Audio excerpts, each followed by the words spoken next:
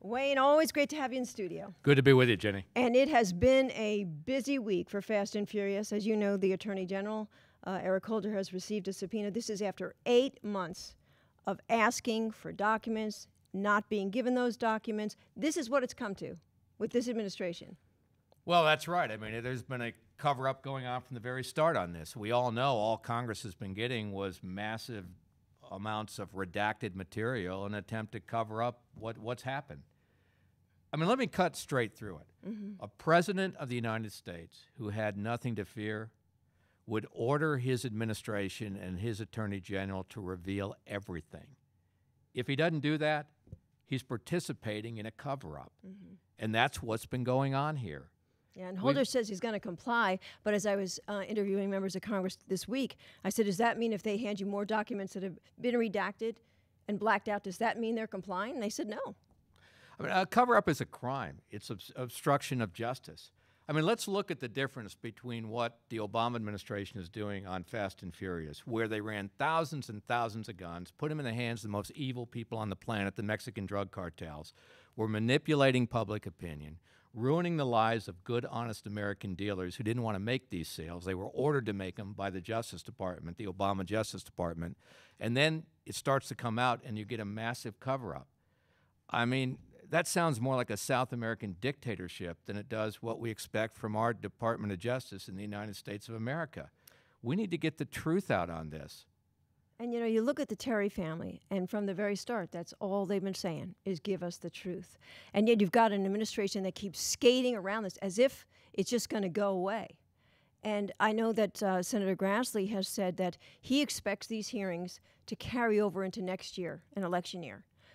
Do you think it should become a campaign issue, and why hasn't it even been talked about so far? You know, it is an issue, Jenny, about getting to the truth. And what we have right now is a conspiracy to prevent the American public from finding out the facts and finding out the truth. It sure looks like it runs from the White House to the Justice Department, and Americans ought to be very concerned that a good part of big media in this country is not even mentioning this scandal. I mean, this is a bigger scandal than Watergate. It sure is a bigger scandal than the whole Valerie Plame situation. Yet Valerie Plame gets a special prosecutor, and all Fast and Furious gets is an Eric Holder cover-up. I mean, Valerie Plame is a feather compared to Fast and Furious, which is a 100-pound sledgehammer. I mean, let me put it in the most basic terms. If any American citizen had intentionally provided the Mexican drug cartels with guns, and those Mexican drug cartels go out and kill people and commit hundreds of crimes, there's not a United States attorney worth his salt that wouldn't indict that citizen for accessory to murder. And yet that's exactly what's happened here. We've had our Justice Department be willing co-conspirators with the Mexican drug cartels, aiding and abetting their crimes where hundreds of crimes are being committed and people are being killed. This is the administration, its government gone crazy. And we can't allow this to continue in the United States of America. We need to get the truth out. We need to get to the bottom of it. People need to be held responsible, and we need to make sure it never happens again. And are you convinced this subpoena is going to make us get to that point? I'm glad they issued it. I think we've got a lot more steps to go. Clearly, the Attorney General needs to go. If he knew about it, he needs to go. If he didn't know about it, he's incompetent and needs to go. We need a special prosecutor. That's the only way we're going to get to the bottom of it. I expect the White House will resist that because a cover-up is a crime.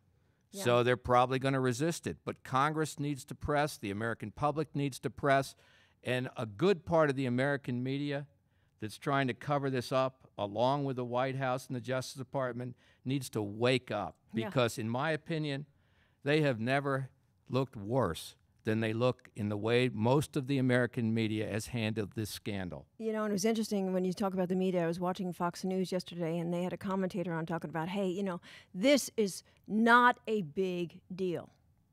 And I'm thinking to myself, how can you sit there and say this is not a big deal when you've got a Border Patrol agent that's been killed, when you've got thousands of guns that have gone across the border and nobody knows where they are, and everybody's saying, you know what, we're going to be paying for this for years to come. How can you say this is not a big deal?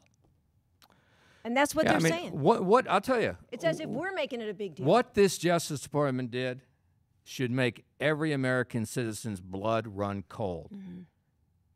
Because there are hundreds of crimes that are being committed and people are dying. And it was engineered and supervised by our own Department of Justice. I mean, we can't let that stand in this country. You know, it was interesting because in a letter that Holder wrote to ISA, he brought up the fact that you guys are overlooking some very important issues, and that was when witnesses testified before the committee. They talked about how they've been they're having problems because there hasn't been, quote unquote, a long gun registry. And I heard that and I said, and that isn't an indication of what this really is all about, and that's about pushing more gun laws? Well, I think people have figured that out. I mean, it's the only thing that makes any sense. I mean, keep in mind, if Agent Brian Terry had not been killed, and if those federal agents down the line had not decided they had enough of the stench coming out of Washington, D.C. and the Department of Justice, and they decided to go public and use the Whistleblower Act, we still wouldn't know about this.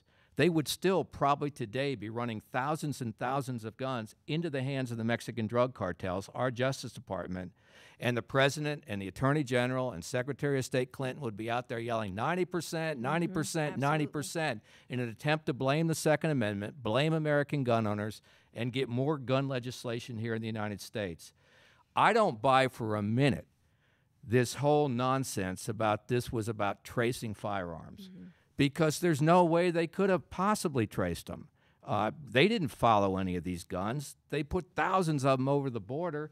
They didn't keep track of any of them.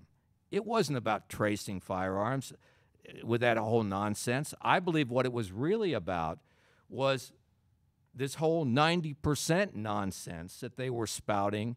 It was an attempt to give that nonsense some credibility and make it real, so they could seek more gun legislation in the United States. Yeah. Well, as you said, it's about getting to the truth, and the big question is with whether we'll ever do that. Will we ever get there? We better get to it, because what is going on here, it's like a fire in a forest, given what's been going on. If we don't stamp this out hard right now, you're going to have a raging forest fire out of control, and it will actually change the values of how we operate in our country. We simply can't have in the United States of America our own Department of Justice ruining the lives of innocent American citizens when they knew the truth.